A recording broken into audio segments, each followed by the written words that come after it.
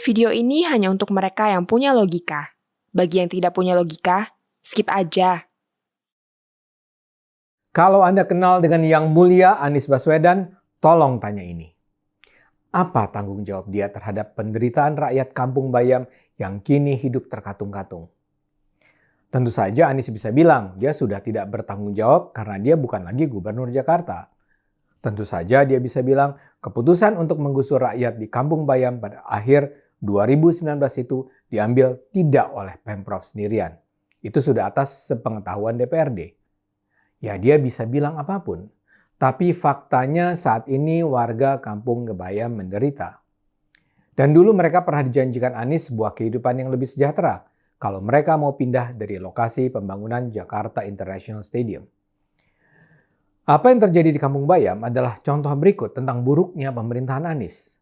Kampung Bayam adalah sebuah daerah di Tanjung Priok, Jakarta Utara. Di bawah perintah Anies, rakyat di daerah itu digusur atau dipindahkan demi pembangunan Jakarta International Stadium.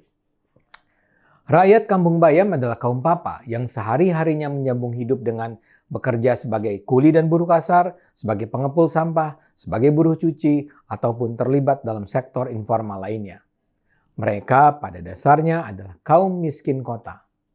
Begitu dipaksa pindah, mereka kemudian menempati bedeng dan gubuk seadanya di berbagai wilayah di sekitar JIS.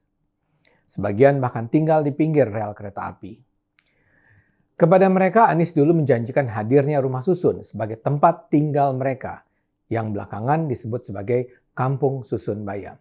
Pembangunan Kampung Bayam sudah dimulai sejak Desember 2021.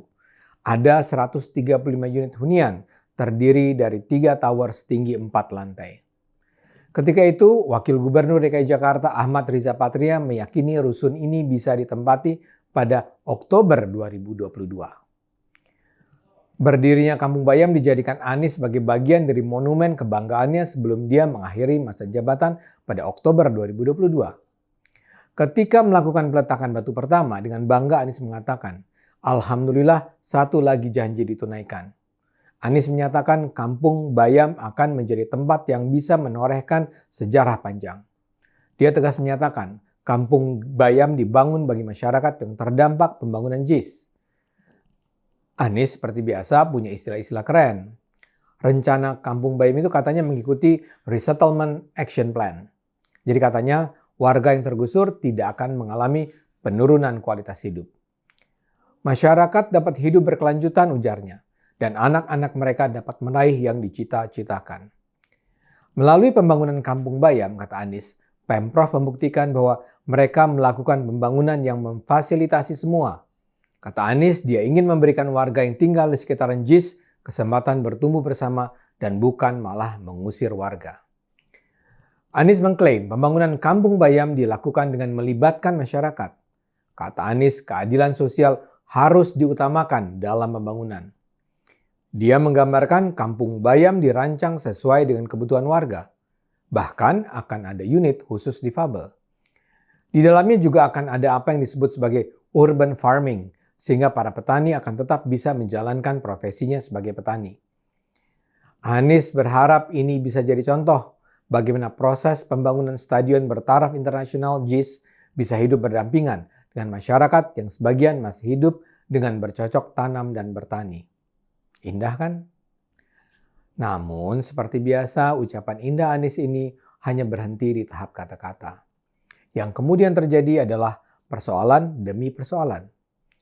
Misalnya saja, pada Januari 2022, manajer proyek Ari Wibowo menyatakan Kampung Bayam akan ditempati oleh pekerja pendukung operasional JIS. Ini mengejutkan karena kok tiba-tiba peruntukannya berubah dari masyarakat yang tergusur menjadi pekerja JIS. Kata Ari, Pemprov dan JIS akan menseleksi pekerja pendukung operasional JIS yang mana yang boleh menempati Kampung Bayam. Dia berdalih mengingat JIS sangat besar, jadi diperlukan tempat tinggal bagi pekerja yang akan merawat JIS dari petugas cleaning service dan tenaga kerja, security, dan lain-lainnya. Pernyataan Ari ini sudah ditanggapi Ketua DPRD DKI Jakarta Prasetyo Edy Marsudi. Dia bilang peruntukan Kampung Bayam harus sebagai tempat tinggal warga tergusur. Waktu itu Prasetyo sampai mengatakan Bila Kampung Bayam justru dihuni para pekerja JIS, itu namanya menipu dan membohongi publik.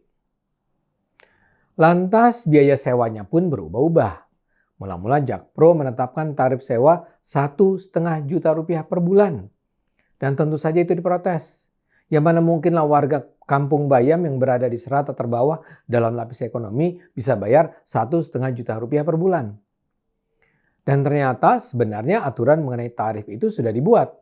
Dalam peraturan gubernur nomor 55 tahun 2018 sudah ditetapkan bahwa tarif sewanya adalah Rp500.000 untuk warga yang tergusur dan Rp765.000 untuk warga umum. Itu pun masih terlalu besar. Coba kita bandingkan dengan harga sewa rusunawa waktu di era Ahok. Ketika itu Ahok menyatakan sewanya hanya sekitar Rp200-300.000. Karena itulah kita mendengar beberapa pekan terakhir ini ada rombongan warga Kampung Bayam yang memprotes biaya sewa yang dianggap terlalu mahal itu.